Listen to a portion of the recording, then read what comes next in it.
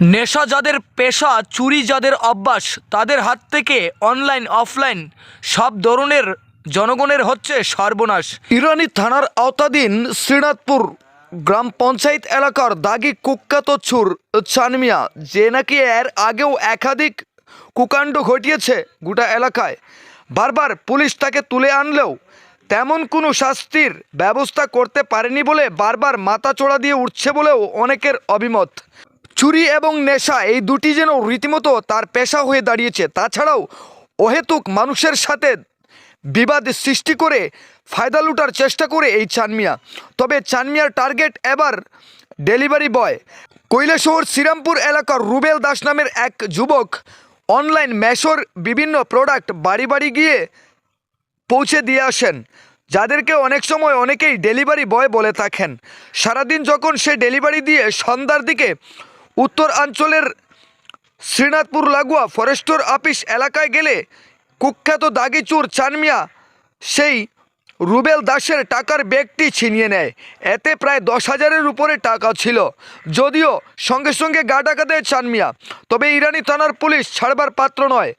সঙ্গে সঙ্গে একাধিক পুলিশ অফিসার নিয়ে উদ্ধারের কাজে নেমে পড়ে কৈলাসহর ইরানি থানার পুলিশ দীর্ঘ প্রচেষ্টার পর চানমিয়াকে জালে তুলতে সক্ষম হয়েছে। তবে ডেলিভারি বয়ের কাছ থেকে চানমিয়া যে নগদ অর্থ নিয়েছিল তার কিছুটা টাকা সে খরচ করে ফেলেছে।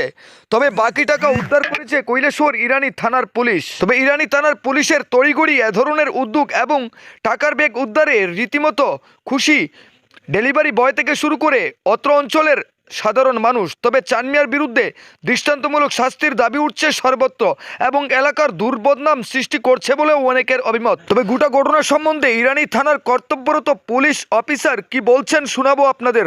ব্যুরো রিপোর্ট, লাল শক্তি নিউজ। গতকালকে সন্ধ্যা অনুমান 6:30-7টা নাগাদ আমার কাছে একটা ইনফরমেশন আছে যে একটা ডেলিভারি বয় সে শ্রীনাথপুর আক্রার নিকট একজনকে মাল ডেলিভারি দিচ্ছিল।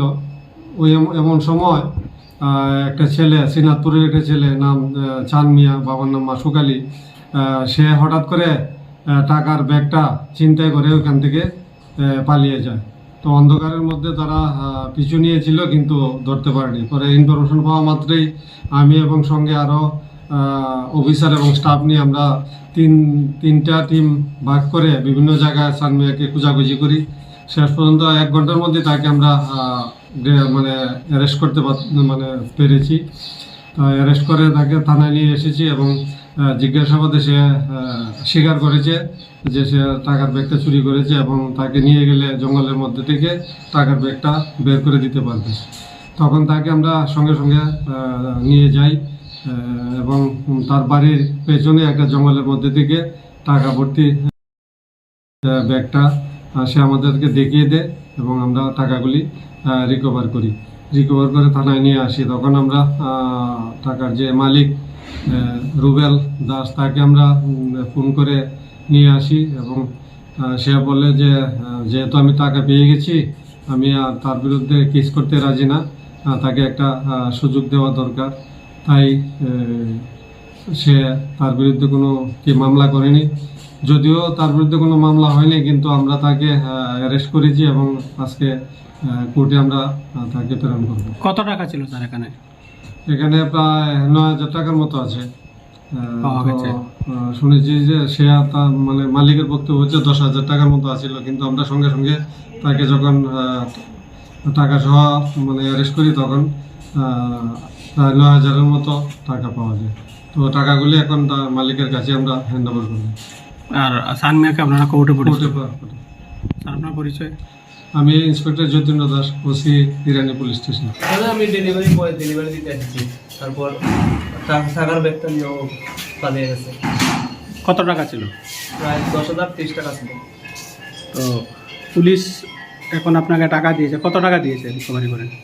পাওয়া আছে 8,470 টাকা, 90 টাকা। তো কি মনে হয় যে ও টাকা খরচ করে নিয়েছে বা কোথায় কাউকে দিয়ে দিয়েছে, এরকম মনে হয়? এরকমই মনে হয়। তো তার বিরুদ্ধে কি মামলা করবে না? মামলা কি করবো, এটাই চাই যে ওর জন্য আর এরকম করে। আমরা এমনিতেই ডেলিভারি বয়, সারাদিন ডেলিভারি করে তারপরে এগুলো যদি নিয়ে চলে যায় আমরা কি করবো? সামনে তোমার কি তাহলে পুলিশে ধরে আনছে 60 টাকা নিছ কত টাকা হ্যাঁ কেমনে নিছ তাই বাইকে বাহরের রাস্তা তুমি নিছ গিয়া কোন সময় কালকে কোন জায়গা থেকে ফরেস্ট অফিস আপনার থেকে